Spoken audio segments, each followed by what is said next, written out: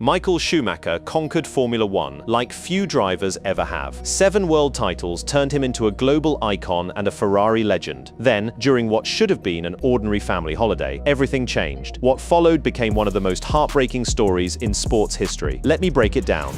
The crashes that made him long before tragedy struck. Michael Schumacher treated Formula One like a battlefield. He won 7 world championships and 91 races by refusing to accept limits, and his relentless drive rebuilt Ferrari into a dynasty. But behind the smiling champion on the podium was a driver whose hunger to win crossed lines that still divide fans today. Rivals believed he would risk anything for a title. Time and again, he proved them right. Schumacher once summed up that mindset in his own words: 100% perfection.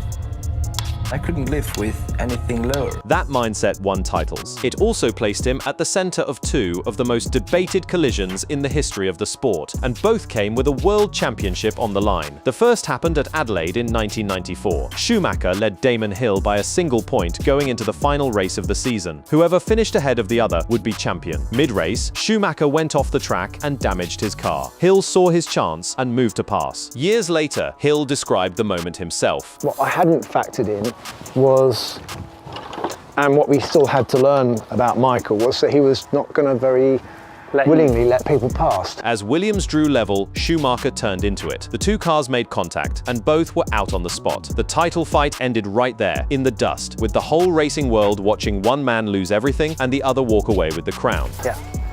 So it ended with a crash, and both of us were out, but because he had more points, he became world champion. Patrick Head, the technical chief at Williams, later said his team was 100% certain the move was deliberate. Williams chose not to protest because the team was still grieving the loss of Ayrton Senna. Schumacher kept the crown. 3 years later at Jerez in 1997, it happened again. This time, Schumacher trailed Jacques Villeneuve by 1 point. When Villeneuve dove down the inside for the lead, Schumacher steered into him. Watch him slice up the inside. Now watch his hands. Does Schuey turn in? Well, he's turning into the corner. The move failed. Schumacher bounced off his rival and spun into the gravel, out of the race for good, while the man he hit kept driving. But his rear wheel may have just done enough damage to knock Villeneuve's car out of the race. Villeneuve's car held together long enough to finish, and he became champion. The FIA judged the move a deliberate act and stripped Schumacher of his second-place standing for the entire season, though it let him keep his race wins. Along with the technical controversies around his Benetton team in 1994 and his fierce rivalry with Mika Häkkinen, the ruling cemented his image as a man who would risk everything to win. And for 20 years, that gamble paid off. He walked away from every crash, every wall, every collision the sport threw at him. Then came the fall that took it all. On December 29, 2013, on a family ski holiday in the French Alps, his ski clipped a rock hidden under fresh snow. He was 44 years old. He was thrown onto a second rock, and his helmet cracked in 2. The man who managed every risk on a racetrack lost everything in the one place he felt safe. He has never been seen in public since. In order to understand how one fall did what 20 years of racing could not, we need to go back to that morning on the mountain, minute by minute. The morning on the mountain.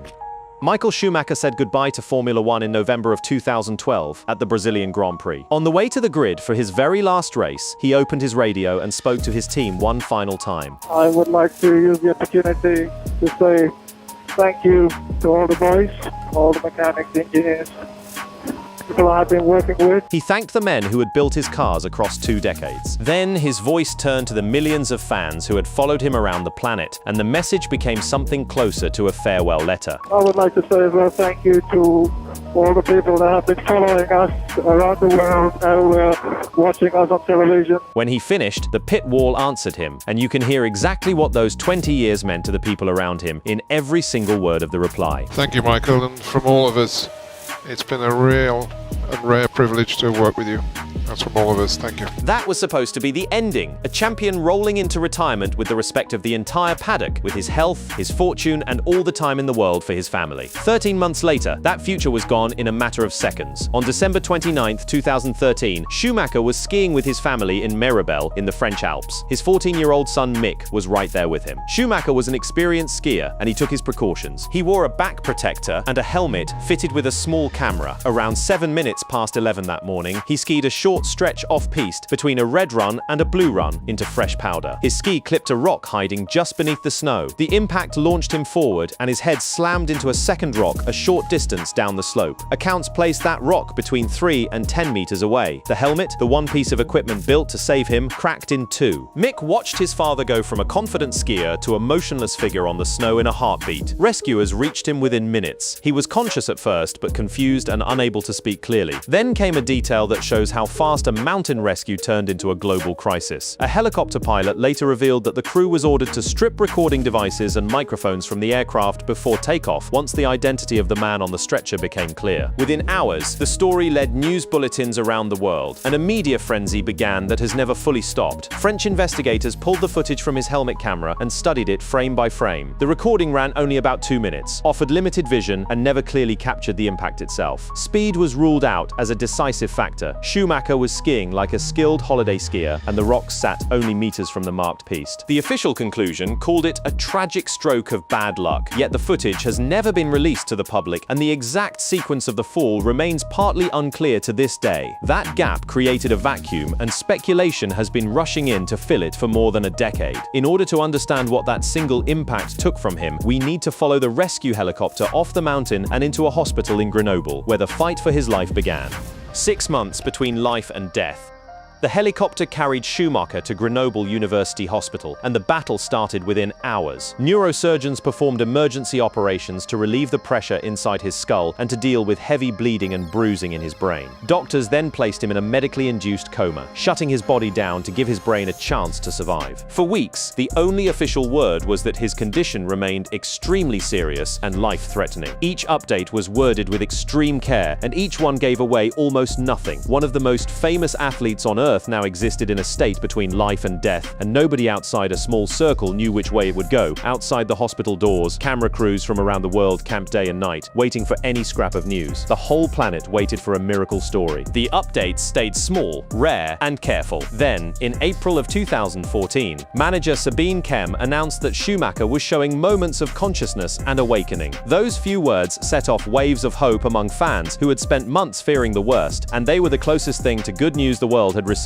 since the fall. He spent close to half a year in that fight. In June of 2014, he came out of the coma and was transferred to a hospital in Lausanne to begin rehabilitation. And by September of 2014, he was home at the family estate near Lake Geneva. The gates closed behind him, and they have stayed closed ever since. The homecoming made headlines around the world. Behind the gates, a different reality was taking shape. The house was effectively converted into a private medical facility with professional care running around the clock. The choice sent a message of its own. Whatever recovery was possible would happen at home, on the family's terms, away from every lens in Europe. The nurses and specialists came to him. The family shared no medical details, no photos, and no timeline. What moments of consciousness actually meant was never explained, and it never has been. While the family fought for his recovery, others fought to get through the door. Magazines printed claims that he was walking or improving dramatically, and the family was forced to break its silence with rare public denials. The intrusions grew bolder from there. One journalist reportedly tried to sneak into the hospital disguised as a priest. His private medical records were later stolen. The most personal information a family owns, the medical file of a husband and father, had become something thieves traded in. Every small sign of progress became two things at once. It was a spark of hope for the people who loved him, and it was bait for the people chasing a headline. This was the trap the Schumachers found themselves in. Sharing good news invited wild exaggeration. Sharing bad news invited pity and clickbait. Sharing nothing invited conspiracy theories. The public hungered for the comeback story of the century, the champion fighting his way back the same way he fought on track. The reality behind those gates was slower, more limited, and far more painful, and the family decided the world had no right to watch it. Every rare statement triggered fresh waves of speculation, so the statements nearly stopped altogether. The pattern set in those first months would go on to define the next 12 years. In order to understand why the world has learned almost nothing since, we need to look at the fortress his wife built around him, and at the people who tried to break through its walls. The fortress and the siege. Corinna Schumacher became the guardian of her husband's new life, and she has held that post for over a decade. While the world argued about his condition, she made the decisions. Every word the family releases passes through her hands, because she decides what the world is allowed to know. In the 2021 Netflix documentary, she allowed the deepest look inside that the family has ever given. She said Michael is different, but he's here. She described a life of daily therapy, of living together, of trying to hold the family bond in place. It had taken the family nearly 8 years to say even that much, and behind those few sentences sat 8 years of private routines the world was never shown. And she gave the line that explains everything the family has done since. Michael always protected us, and now we are protecting Michael. She has repeated versions of that promise for years, and the world has tested it again and again. The first major attack came from a newsstand. In 2023, a German magazine published a fake interview with Schumacher that had been generated by artificial intelligence and promoted it as the real thing. It offered readers the words of a man who had not spoken publicly in a decade, and every quote in it had been invented by a machine. For a family guarding every scrap of truth about his condition, a machine putting invented words in his mouth was a step too far. The family announced legal action, and the court agreed with them. The publisher paid a reported €200,000 settlement, and the magazine's editor was fired. Then came something far darker. Between 2024 and 2025, 3 men were convicted in a German court of attempting to blackmail the Schumacher family for €15 million.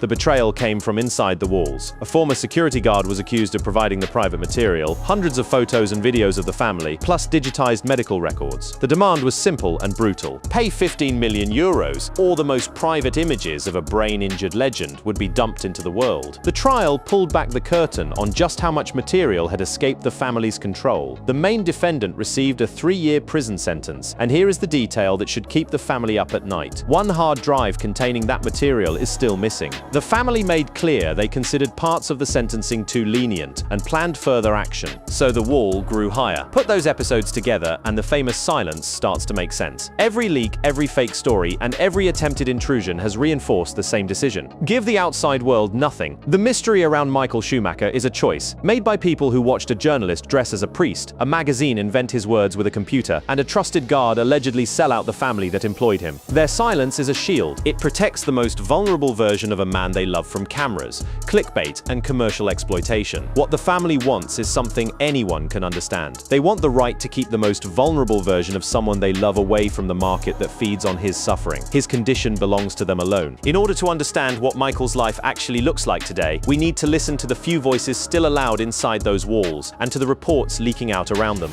Whispers behind the wall.